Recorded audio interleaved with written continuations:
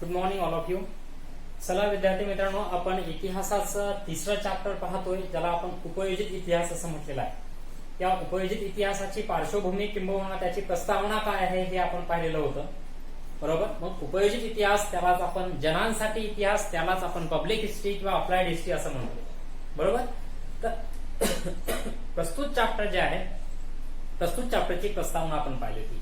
आणि जनांसाठी इतिहास म्हणजे काय आहे हे पण जाणून घेण्याचा बहुतांशी प्रयत्न आपण केला होता. मग प्रत्येक क्षेत्र जे असेल किंबहुना कोणतंही जे क्षेत्र आहे, त्या प्रत्येक क्षेत्राची जी पुढची वाटचाल असते ती त्याच्या पाठीमागच्या ज्ञानसंचयावर अवलंबून असते, याचा विचार आपण केला, बरोबर. मग त्याचा जो पाठीमागचा ज्ञानसंचय असतो, त्याच्या पाठीमागच्या ज्ञानसंचयालाच आपण इतिहास असं म्हणत असतो.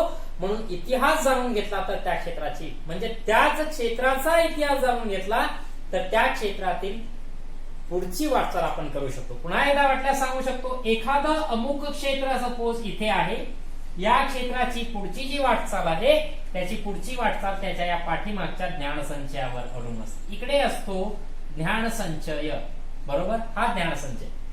आता या क्षेत्राचा हा ज्ञानसंचय म्हणजे त्याचा भूतकाळ, म्हणजे त्याचा हा या क्षेत्राचा हा ज्ञानसंचय म्हणजे त्याचा तो इतिहास.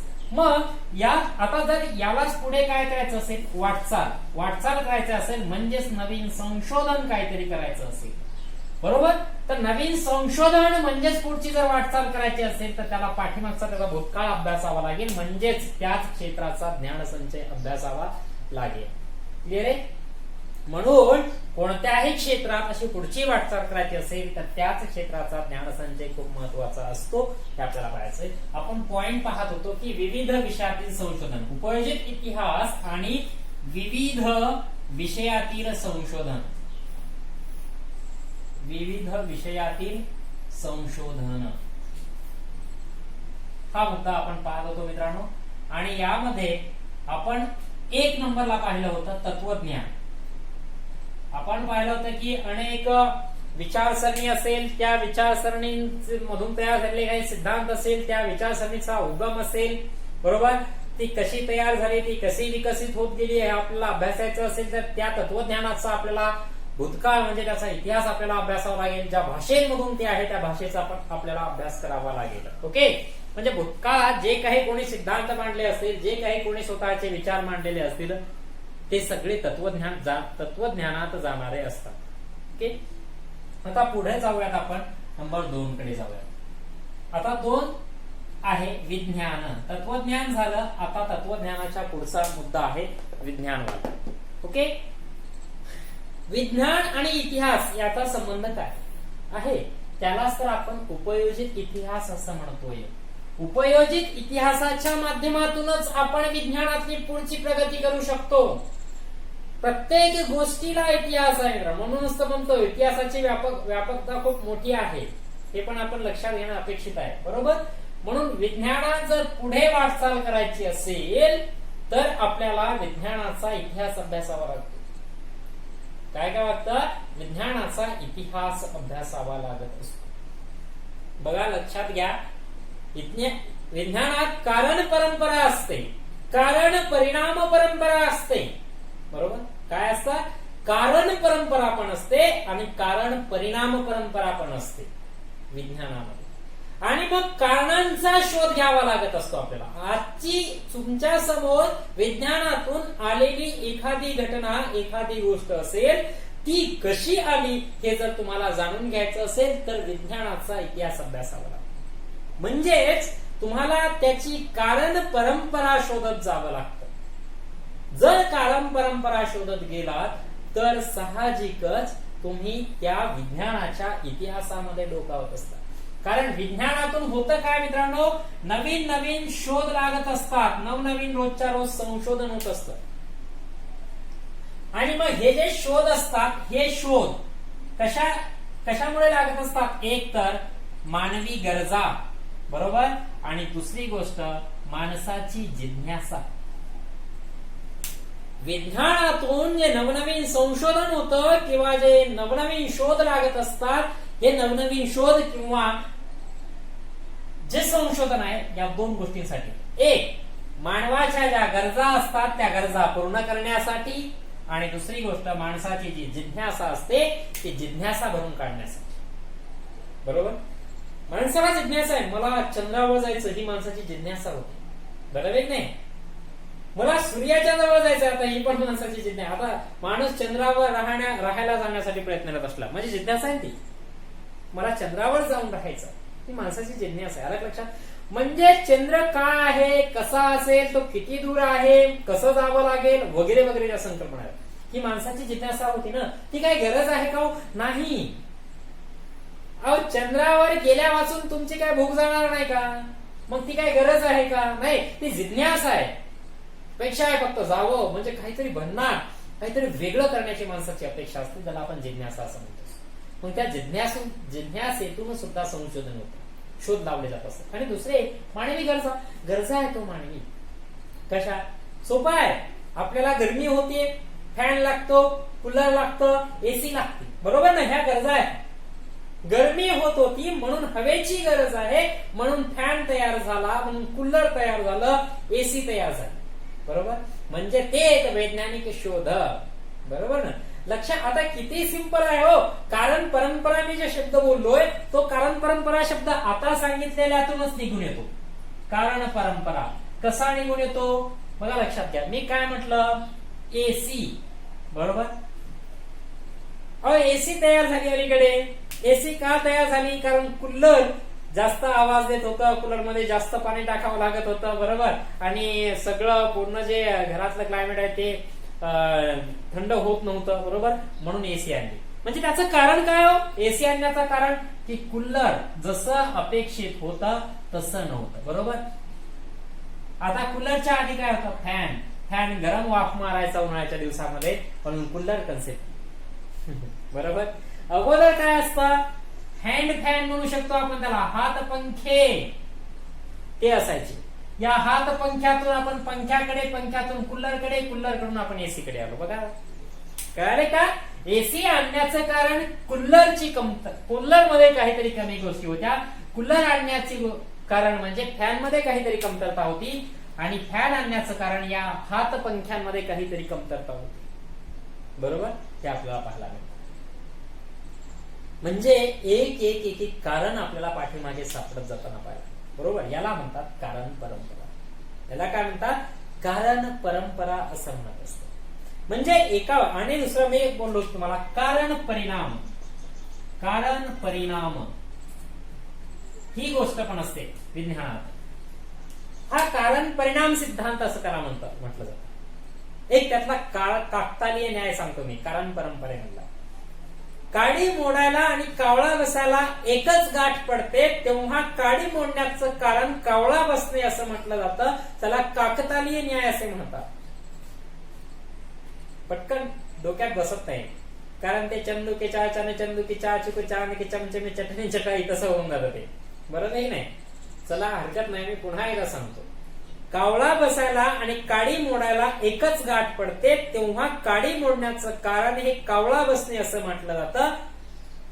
याला काकतालीय न्याय असं आपण म्हणतो. तो कारण परंपरेचं एक एक्झाम्पल आहे.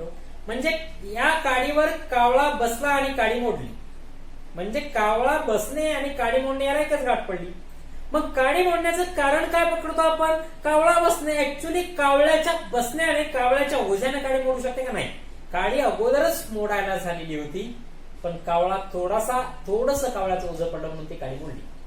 बरोबर, म्हणजे ताबडतोब आता काय झालेलं आहे, जस्ट तात्कालिक कारण काय घडलेलं. बरोबर, म्हणून उगाच ते कारण खरं ते कारण नाही, पण तात्कालिक होतं. बरोबर ना? उगाच एखादी आपली वस्तू असते, तुम्ही शाळेत जसं असता, बरोबर, उगाच ती अगोदरच खराब झाली असते, पण उगा कोणीतरी हात लावला की नंतर तू खराब केली, सेम तसं आहे. म्हणजे कावळ्याने ऍक्च्युअली गाडी मोडलीच नाही, पण उगा कावळ्यावर आपण नाव ढापून टाकतोय. बरोबर, त्याला काकतालीय न्याय असं. म्हणजे परंपरा, कारण काडी मोडण्याचं कारण कावळा बसणे. आलं का लक्षात? याला म्हणतात. आणि कावळा बसला याचा परिणाम काय झाला? काडी मोडली. आलं लक्षात?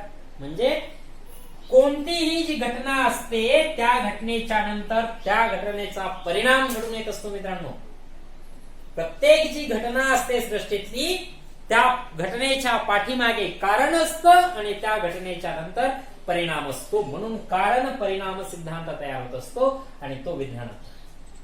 म्हणून तुम्हाला विज्ञानाचा इतिहास जर अभ्यासायचा असेल तर कारण परिणाम शोधत जावे लागतात, कारण परंपरा शोधत जावी लागत असते. बरोबर, साधी गोष्ट आहे. अहो, अग्निबाण तयार केला, बरोबर, अग्निबाण तयार केला, बरोबर. पाठीमागे खूप सारी चंद्रयान, मंगळयान वगैरे भारताने अवकाशामध्ये सोडलेली पाहायला मिळतात, बरोबर. अग्निबाणाच्या साह्याने, अग्निबाण ही एक बंदूक आहे, बंदूक. बुलेट नुसती अशी धरा म्हटलं तुम्हाला बुलेट अशी पुढच्या व्यक्तीला फेकून मारा, जमेल का? नाही.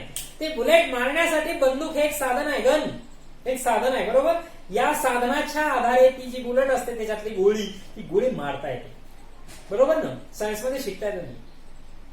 सेम तसं आहे, बंदूक गोळी मारण्यासाठी लागते, म्हणजे बंदुकीचं पण खूप महत्वाचं कार्य आहे. तसं या बंदुकीसारखं कार्य अग्निबाण करतो, जे कृत्रिम उपग्रह बनवलेले असतात अवकाशात सोडण्यासाठी, बरोबर. तर हे जे उपग्रह आहेत ते उपग्रह म्हणजे बंदुकीची गोळी आणि अग्निबाण म्हणजे बंदूक. मग ती गोळी पुढे मारण्यासाठी म्हणजेच तो उपग्रह अवकाशात सोडण्यासाठी अग्निबाण लागत असतो, बरोबर. अग्निबाण तोपर्यंत बनवता आला नाही मित्रांनो जोपर्यंत विज्ञानाचा पाठीमागचा इतिहास अभ्यासला नाहीये. काय? Gravitational force, gravitation. गुरुत्वाकर्षणाचा सिद्धांत अभ्यासावा लागला आधी, बरोबर. न्यूटनचा गुरुत्वाकर्षणाचा सिद्धांत म्हणजेच न्यूटनच्या गुरुत्वाकर्षण सिद्धांताचा इतिहास माहित करून घ्यावा लागला. तेव्हाच पुढे अग्निबाण तयार करता आला. कारण गुरुत्वाकर्षण शक्तीमुळे प्रत्येक वस्तू पृथ्वीच्या जवळ आली की ती आकर्षित होत असते पृथ्वीकडे, बरोबर.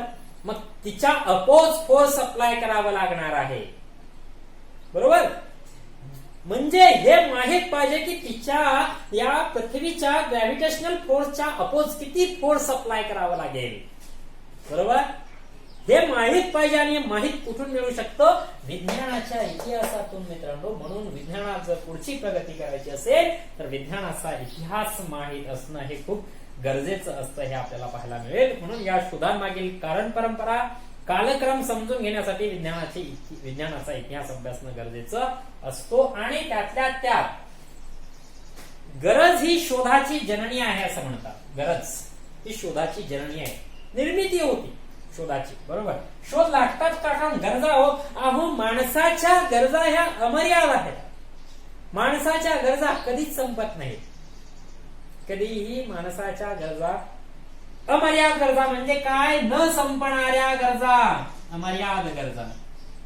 तुम्ही गरजांचा अब्राहम मास्लोचा एक सिद्धांत मित्रांनो, अब्राहम मास्लोचा गरजांचा सिद्धांत अभ्यासा. म्हणजे एक झाली की दुसरी, दुसरी झाली की तिसरी, तिसरी झाली की चौथी. 10 रुपये जवळ येऊ द्या ना, 11 रुपये मिळावे तसं वाटतं. 11 येऊ द्या ना, 15 मिळावे तसं वाटतं. गरज कधीच होत नाही, बरोबर. जो व्यक्ती अपंग असतो पायाने त्याला वाटतं मला पाय असते तर मी पळालो असतो. त्याला पाय असतात त्याला वाटतं माझ्याकडे सायकल असती तर बरं झालं असतं. त्याच्याकडे सायकल असती ना त्याला वाटतं माझ्याकडे टू व्हीलर असते तर मला फायनल मारायची गरज पडली असती म्हणून आता.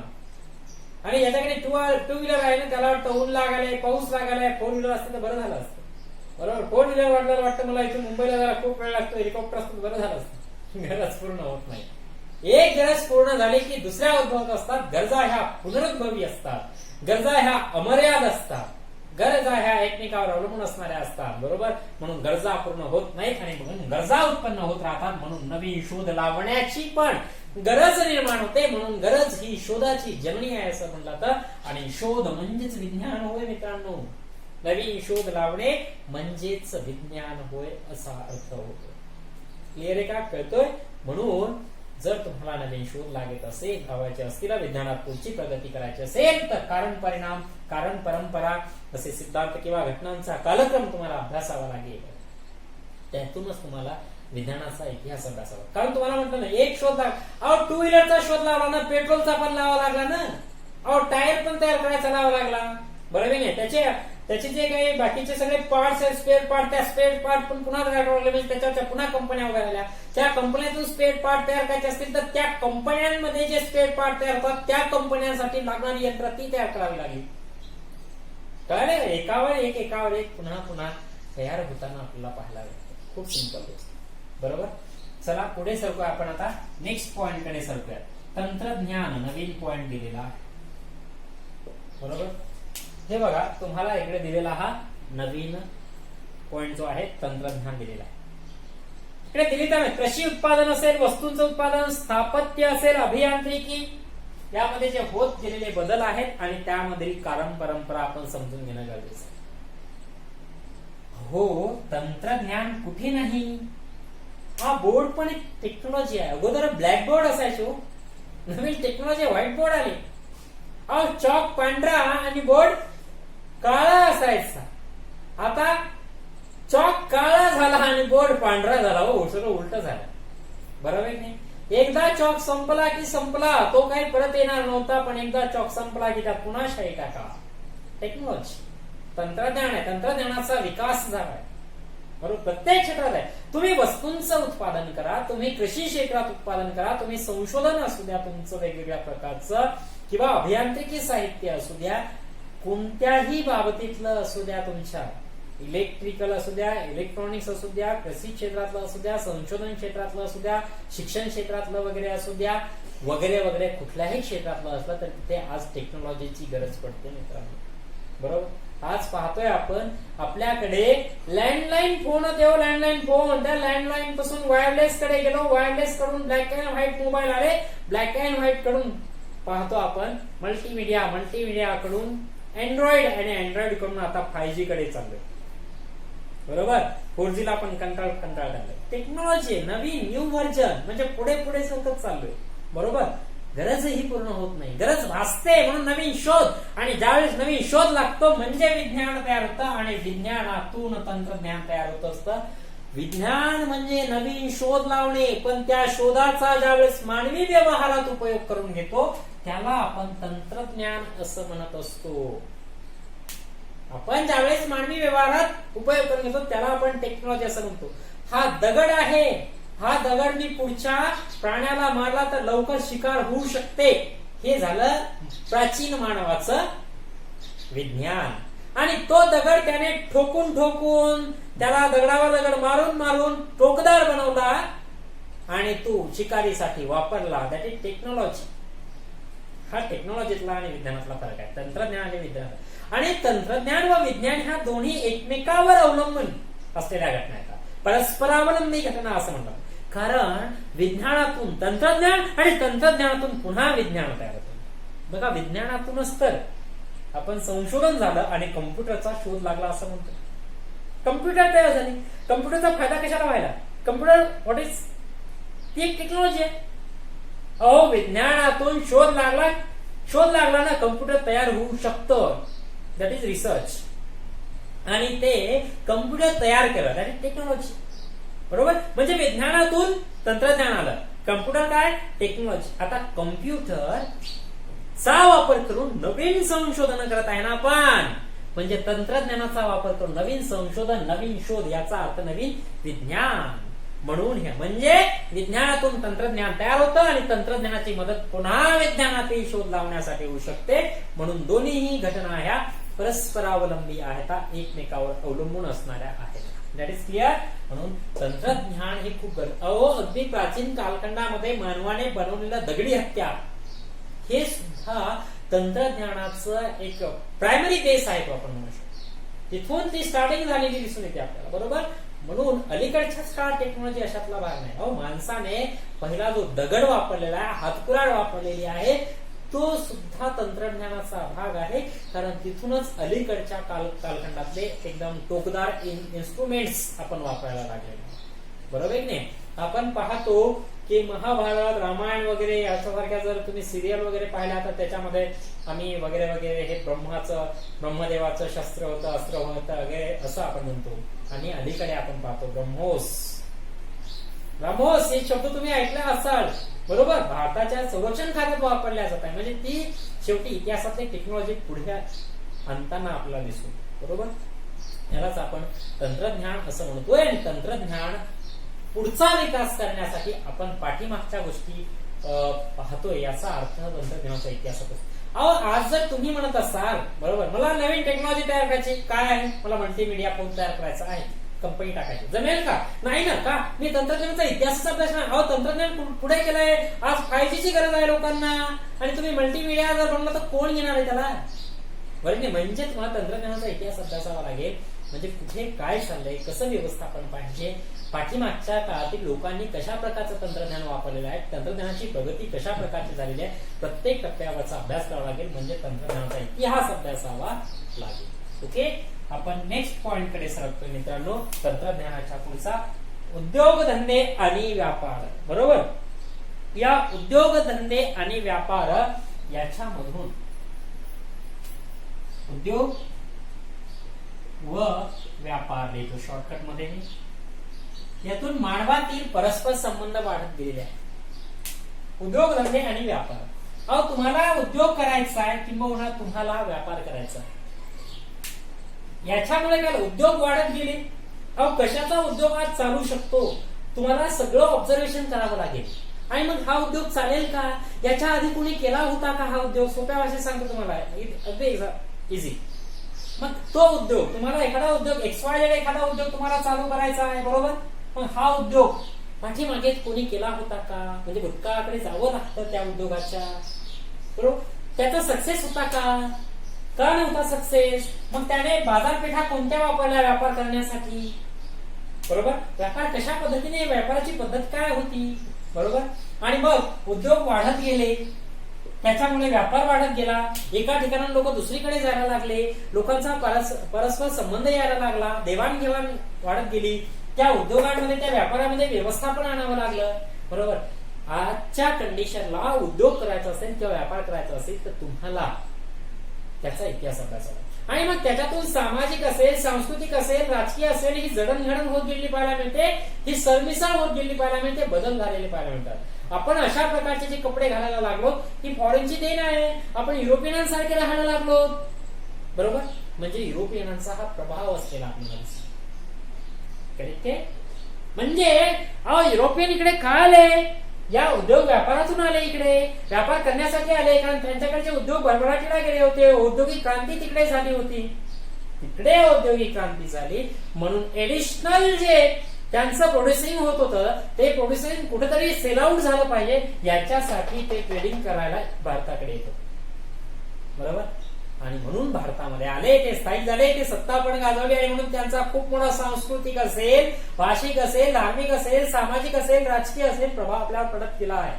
म्हणून आपल्यात जो बदल झालेला आहे त्यांची देण आहे. म्हणून आजचा सांस्कृतिक, सामाजिक, आर्थिक वगैरे वगैरे जो काही बदल झालेला आहे हा कसा झाला याची पाळीमुळे आपल्याला शोधायची असेल तर उद्योग व्यापार याचा इतिहास तुम्हाला अभ्यासावा लागतो. म्हणजेच उद्योग व्यापाराच्या इतिहासाकडे, त्याच्या ज्ञानसंचयाकडे तुम्हाला सरकावं लागेल. ओके, लक्षात येते. पुढे सरकूयात. 5 नंबरचा पॉइंट जो आहे बघा, ज्याच्यामध्ये व्यवस्थापन असं म्हणतो. ओके, व्यवस्थापन शास्त्र, मॅनेजमेंट सायन्स. अलीकडच्या कालखंडामध्ये MBA चं भरपूर काही फॅड झालेलं आपल्याला पाहायला मिळतं. अलीकडच्या कालखंडामध्ये MBA चं बरंचसं फॅड झालं, मास्टर इन बिझनेस ऍडमिनिस्ट्रेशन बरोबर. व्यवस्थापन शास्त्र ज्याला म्हणतो आपण, अलीकडे खूप महत्वाचं आहे. हो साधा आहे हो. आपल्याला आपल्या अभ्यासाचंही व्यवस्थापन नसेल तर अभ्यास पण सुरळीत होणार नाही. आपल्याला आपलं कुटुंब कसं चालवायचं याचं व्यवस्थापन नसेल तर आपलं आयुष्य अगदी कोणीकडे जाईल काही सांगता येणार नाही, भरकुटून जाईल सगळं बरोबर. म्हणून तुमच्या अभ्यासापासून असेल किंवा तुमच्या कुटुंबाच्या व्यवस्थापनापासून असेल, प्रत्येक गोष्ट अगदी तुमच्या पासून हो. उद्या घालायचा ड्रेस इस्त्री करून ठेवलेला आहे की नाही इथपासून तुम्हाला विचार करावा लागेल. मॅनेजमेंट इथपासून करावं, नाही तर उद्या सकाळी उठून बोबलं जायचं शाळेत, तसंच का मग ते ना धुतलेले कपडे इस्त्री न केलेले तसेच कसं तरी गवाळ्यासारखं जायचं का? मॅनेजमेंट नाही हो बरोबर. म्हणजे मॅनेजमेंट करावं लागतं, व्यवस्थापन करावं लागत असतं. आणि आर्थिक बाबतीच्या दृष्टिकोनातून तर व्यवस्थापन खूप महत्वाचं असतं. उत्पादनाची साधने असतील, उत्पादनाची प्रक्रिया असतील, बाजारपेठ असेल, व्यापार असेल, किंबहुना विक्री कशा पद्धतीने करायची, त्या काळातील लोकांची मानसिकता कशा प्रकारची होती व्यवस्थापनासंदर्भातली किंवा त्या वस्तू संदर्भातली, ती घेण्याच्या संदर्भातली, तशा प्रकारच्या संस्था व संघटना स्थापन कराव्या लागतील वगैरे वगैरे. बरोबर. मग तुम्हाला अगदी लोकांच्या मानसिकतेपासूनचा विचार करावा लागेल.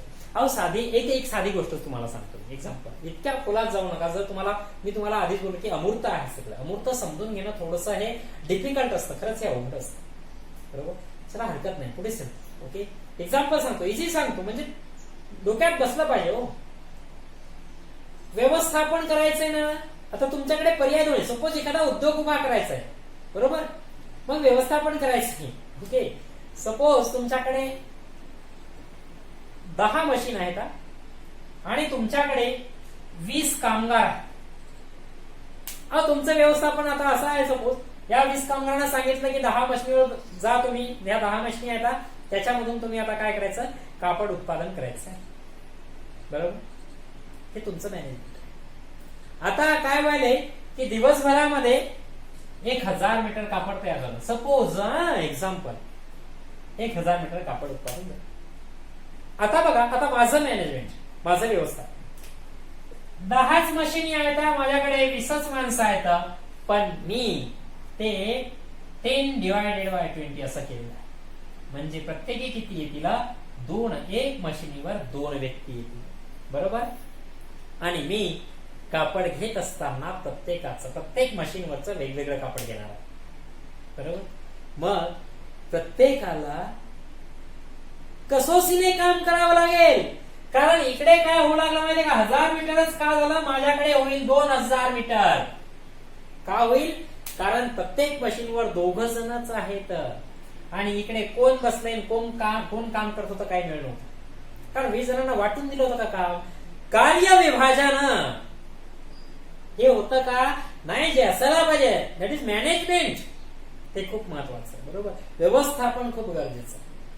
आणि म्हणून मी जे डिवायडेशन केले त्याच्यामुळे प्रत्येकाला वाटवतं की प्रत्येकाला भीती वाटत होती की बाबा मालक येईल, मला बोलल, मला जे उत्पादन करायला पाहिजे ते केलं नाही दिसेल. किंबहुना नंबर, सपोज ही 1 नंबरची मशीन आहे, 2 नंबरचे. आता या 1 नंबरवरच्या मशीनच्या या 2 जणांना काय वाटेल की 2 नंबरच्या मशीनचं जर जास्त उत्पादन झालं तर मग काय करायचं.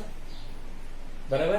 यांच्या भीतीने हे करतो, पुढच्या भीतीने हे करतो, म्हणजे एकमेकाच्या भीतीने सगळे करायला लागतील, उत्पादन वाढेल. प्रत्येक मशीनहून 200 मीटर बनवलं तरीही 2000 मीटर बनेल. मॅनेजमेंट. पण मला त्याच्यासाठी पाठीमागचा व्यवस्थापन शास्त्रातला इतिहास पाहिजे. मला हेनरी क्रेवलची 14 तत्वे व्यवस्थापन शास्त्राचा सिद्धांत माहित पाहिजे. तर म्हणजे तुम्ही पाठीमागचं नॉलेज जर तुमच्याकडे असेल व्यवस्थापन शास्त्रातलं, तर मानसिकता समकाळातल्या लोकांची कशा प्रकारची होती, व्यापार कुठे केला पाहिजे, विक्री कुठे केली पाहिजे, मागणी कुठे आहे तिथे नेऊन विकावं लागेल, व्यवस्थापनाचा भाग आहे. बरोबर.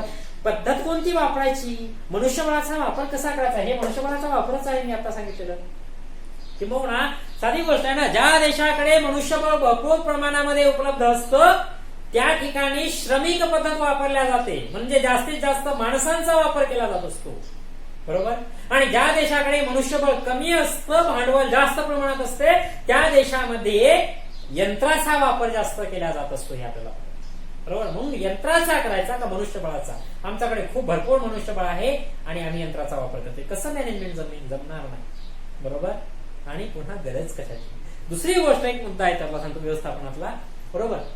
एक फॅक्टरी चालू करायची, सपोज तुम्हाला प्रश्न पडेल ना, काय बनवू. सपोज सायकल आहे, सपोज कार आहे, काय बनवायचं हे तुमच्यावर डिपेंड आहे. व्यवस्थापन करावं लागेल. तुम्हाला लोकांची मानसिकता किंवा समाजाचं ऑब्झर्वेशन करावं लागेल. समाजात बहुसंख्य लोक या कॅटेगरीतले की या कॅटेगरीत. बहुसंख्य लोक सायकल घेणार आहेत की कार घेणार आहेत, प्रॉफिट आपल्याला कशातून मिळेल, हे मॅनेजमेंट आहे. हे तुम्हाला समजून घ्यावं लागेल. म्हणजे व्यवस्थापनाशास्त्राचा तुम्हाला अभ्यास करावा लागेल असं ते सांगतात. तेव्हाच तुम्हाला ते अभ्यासता येईल. ओके. म्हणून लक्षात घ्या. सोपं एक एक्झाम्पल सांगतो. मी सकाळी तुम्हाला बोललो, पाठीमागच्या लेक्चरमध्ये मी तुम्हाला बोललो होतो, शिवरायांचं पाळण्याचं धोरण याविषयी तुम्हाला सांगितलं. बरोबर. छत्रपती शिवाजी महाराजांच्या किल्ल्यांवर सुद्धा उन्हाळ्याच्या दिवसामध्ये पण पाणी पुरवठा असायचा भरघोस.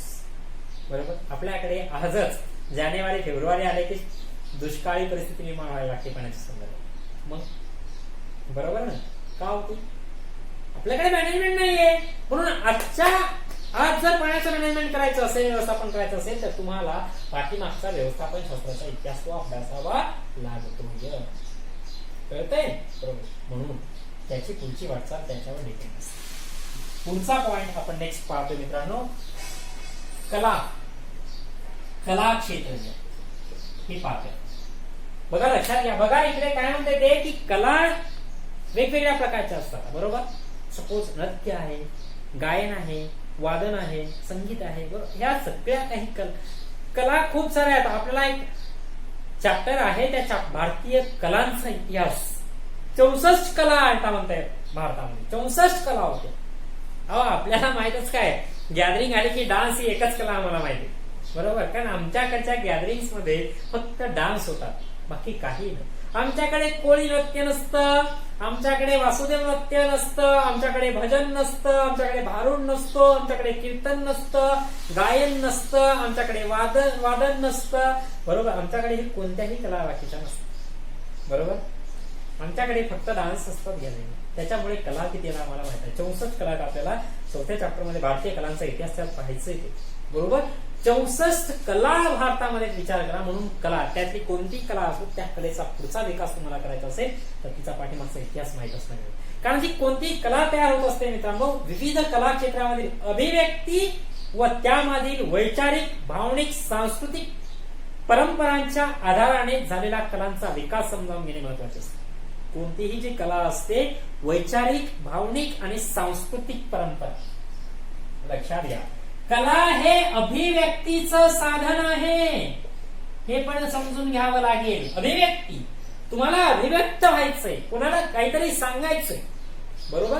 त्याच्या पाठीमागे बेस काय आहे? कला आहे. कलेच्या माध्यमातून तुम्ही काहीतरी पिक्चरची गाणी आपल्याला ऐकायला फार इंटरेस्ट आहे. बरोबर. पण त्या पिक्चरच्या गाण्यामधून काहीतरी भाव प्रदर्शित होतोय, तो व्यक्ती काहीतरी अभिव्यक्त होतोय, त्याच्याकडचे विचार तो पुढे मांडतो. हे आपण समजून घ्यायचं सोडून आपण त्या गाण्यातली रंगरंगोटी पाहत बसतो. बरोबर. एखादा कीर्तनकार ज्यावेळेस कीर्तन करतोय, ज्यावेळेस कीर्तन करत असतो, विचार करा त्या संतांनी लिहिलेला जो अभंग आहे त्या अभंगामध्ये काहीतरी अभिव्यक्ती आहे. बरोबर. समजून घ्या की त्याच्या सपोज एखादा तुकोबारायांचा असेल अभंग, ऐसे कैसे झाले बंधू कर्म करोणी म्हणती साधू. बरोबर. असं जर म्हणायचं असेल, ती फक्त कला आहे ना. बरोबर. ते काव्य रचलेले, ती एक कला आहे. पण त्या कलेमधून अभिव्यक्त व्हायचंय. तुकोबारायांना अभिव्यक्त, तुकोबाराय काय अभिव्यक्त होतात त्याच्यातून की अलीकडच्या कालखंडातले असाधू असे कसे आहेत जे भोंदू म्हणून ओळखले जातात. शॉर्टमध्ये सांगतोय तुम्हाला. ज्या एका साधी गोष्टीने समजून घ्या की त्या एकाच अभंगाच्या माध्यमातून 2-2 तास कीर्तनकार अभिव्यक्त होत राहतोय, बोलत राहतोय. म्हणजे ती कला आहे. ते अभंग जो बनवला ती एक कला आहे आणि त्याच्यातून त्या कीर्तनकाराला किंबहुना त्या संताला अभिव्यक्त व्हायचं असतं. म्हणून कोणतीही कला हे अभिव्यक्तीचं साधन आहे हे समजून घ्यायला हवं. बरोबर. मग त्या कलेच्या माध्यमातून तो कलाकार अभिव्यक्त होत असतो. आणि दुसरी गोष्ट आहे, त्या कलेमध्ये त्या कलेचा जो विकास झालेला असतो त्या विकासामध्ये तेव्हाची वैचारिक, तेव्हाची सांस्कृतिक असेल. बरोबर. तेव्हाची सांस्कृतिक असेल, तेव्हाची वैचारिक असेल, किंबहुना तेव्हाची भावनिक असेल. भावनिक ह्या गोष्टी त्यामध्ये दडलेल्या असतात मित्रांनो. बरोबर. लक्षात घ्या. कोणतीही कला जी विकास पावत असते तर त्या कलेमध्ये कोणाची तरी वैचारिक गोष्ट दडलेली असते, सांस्कृतिक गोष्ट दडलेली असते आणि भावनिक गोष्ट दडलेली. साधी गोष्ट सांगतो, इतक्या लांब कशाला जायचं. अलीकडचे पिक्चर पहा आणि 2000च्या अगोदरचे पिक्चर पहा. बरोबर. अलीकडे बरोबर शहरात येण्याची परंपरा लोकांची वाढत चाललेली आहे. शहरीकरण वाढत चाललंय म्हणून पिक्चर पण सगळे शहरावरच. बरोबर. म्हणजे सांस्कृतिकता उत्तर. आणि तुम्ही बघा ना, अमिताभ बच्चनचे पिक्चर बघा, बरोबर. जितेंद्र धर्मेंद्राचे पिक्चर बघा, बरोबर. शशी कपूरचे बघा, यांचे पिक्चर जर तुम्ही पाहत असाल तर सगळं ग्रामीण भागाचं वास्तववादी वर्णन त्याच्यातून केलेलं पाहायला मिळेल, बरोबर. म्हणजे हा फरक आहे. म्हणजे तेव्हाची संस्कृती तेव्हाच्या कलेतून उतरले. पिक्चर ही एक कला आहे, मूवी, चित्रपट, बरोबर. तेव्हाचे चित्रपट ही एक कला आहे. तेव्हा ती संस्कृती, ग्रामीण संस्कृती दर्शवल्या जात होती. तर अलीकडे जास्तीत जास्त शहरीकरण झाले म्हणून शहरी संस्कृती जास्त उतरताना पाहायला मिळते. प्लस भावना, बरोबर नाही. अहो तुम्ही पहा ना, तुम्ही अलीकडे संजय लीला भन्साळीचा चित्रपट काही वेगळ्याच भावनिक दृष्टिकोनातून असतो. किंबहुना तुम्ही आपल्या इतिहासाच्या दृष्टिकोनातून बघा, आशुतोष गोवारीकरांचे चित्रपट बघा. आशुतोष गोवारीकरांच्या डोक्यात नेहमी चित्रपट बनवण्याची भावना कोणती? ऐतिहासिकच. आणि संजय लीला भन्साळीची कोणती असते? विशेषत्वानं प्रेम कथेवरची असते, बरोबर. म्हणजे दोघांच्या भावना ह्या वेगळ्या असतात, त्या कलेतून उमटताना पाहायला मिळतात, बरोबर. आणि वैचारिक म्हणजे विचार करण्याची क्षमता कशी आहे त्यानुसार ती कला बनत असते किंवा ती कला तयार होताना पाहायला कळते. म्हणून जी कला विकसित होत असते ती कला विकसित होण्यामध्ये तेव्हाची वैचारिकता, तेव्हाची सांस्कृतिकता आणि तेव्हाची भावनिकता त्याच्या पाठीमागे दडलेली असते हे आपल्याला. आणि ज्या वेळेस ती कला निर्माण होत असते तो कला निर्माता जो असतो तर त्या कला निर्मात्याच्या आविष्काराचं मर्म त्याच्यात दडलेलं असतं. आताच तुम्हाला म्हणलो मी की त्या कलाकाराला त्या कलेतून अभिव्यक्त व्हायचं असतं. म्हणजे कलाविष्काराचं मर्म त्यात दडलेलं असतं, त्यालाच म्हणायचं. म्हणजे त्या कलाकाराला त्याला सांगायचंय काय पुढच्यांना, समाजाला त्याला बोलायचंय काय, हे मर्म त्या कलेमध्ये दडलेलं असतं. हे समजून घ्या. आपण जे ऐतिहासिक काही शिल्प पाहतोय ती शिल्प, त्या मूर्ती उग्याच कोरलेल्या नाहीत मित्रांनो. त्याच्यातून येणाऱ्या पिढीला काहीतरी संदेश द्यायचा असतो, बरोबर. म्हणून त्या संदेशाचं मर्म त्याच्यामध्ये दडलेलं आहे हे आपल्याला स्पष्टपणे सांगता येईल, बरोबर. म्हणून कलाविष्काराचे मर्म, कलाकृतीच्या निर्मात्याची मानसिकता आणि विशिष्ट कलाशैलीच्या विकासाचा क्रम आपण सांस्कृतिक इतिहासाच्या आधारे समजून घेतला पाहिजे. कलाविष्काराचं मर्म, त्याच्या निर्मात्याची मानसिकता आणि विशिष्ट कलाशैलीच्या विकासाचा क्रम. काय म्हणतोय? त्याचा मर्म, बरोबर, त्याची मानसिकता आणि त्याची कला, तेव्हाची कलेची शैली कोणती, ह्या गोष्टी लक्षात घ्या. कलाविष्काराचं मर्म काय आहे, कला का निर्माण व्हायली, तेव्हा ती का निर्माण झाली होती, बरोबर. मानसिकता, त्या कलाकाराची मानसिकता कशा प्रकारची असावी हे समजून घ्यावं लागेल, बरोबर. तुम्हाला आठवत असेल जो पहिला चॅप्टर पाहिलाय त्या पहिल्या चॅप्टर मध्ये मायकेल फुको पाहिलाय. मायकेल फुकोनं मनोविकृती याचा अभ्यास केला, यावर संशोधन केलेलं आहे. म्हणजे लोकांच्या मानसिकतेचं संशोधन त्याने करण्याचा प्रयत्न केला. इकडे येताना पाहिला नाही. म्हणजे तुम्ही म्हणाल होऊन गेल्या लोकांची मानसिकता कशी अभ्यासाची, मायकेल फुकोच्या संशोधन प्रक्रियेतून तुम्हाला जावं लागेल, बरोबर. म्हणजे मानसिकता कळेल. आणि ही जी कला असते प्रत्येक कलेची स्टाईल आहे, शैली आहे, बरोबर. ते पाहायचं आपल्याला भारतीय कलांचा इतिहासमध्ये शैली काय असते, स्टाईल काय असते, बरोबर. धोनी हेलिकॉप्टर शॉट मारतो, ती त्याची शैली आहे, स्टाईल आहे, सगळ्यांनाच येते का, बरोबर. शैली कधी बनते बघा, प्रत्येक कलाकाराचा कला सादर करण्याचा एक विशिष्ट प्रकार असतो. हळूहळू तो प्रकार एक विशिष्ट परंपरा धारण करतो, त्याला म्हणतात शैली. धोनीच हेलिकॉप्टर शॉट मारायचा, बरोबर. अलीकडे अनेक जण हेलिकॉप्टर शॉट मारायला लागले म्हणून ती झाली परंपरा, झाली त्याची शैलीच तयार झाली. हेलिकॉप्टर शॉट ही शैली तयार झाली, एक शैली, एक प्रकार आहे हो, एक स्टाईल आहे होती कला सादर करण्याची, बरोबर नाही. अजय देवगणची हेअर स्टाईल, स्टाईल मीन्स शैली, त्याची हेअर म्हणजे त्याचे केस बनवण्याची एक प्रकार होता, बरोबर. पण तो प्रकार अनेक जणांनी नंतर वापरला म्हणून ती त्याची हेअर स्टाईल झाली, त्याची ती केश रचनाची शैली झालेली पाहिजे, बरोबर.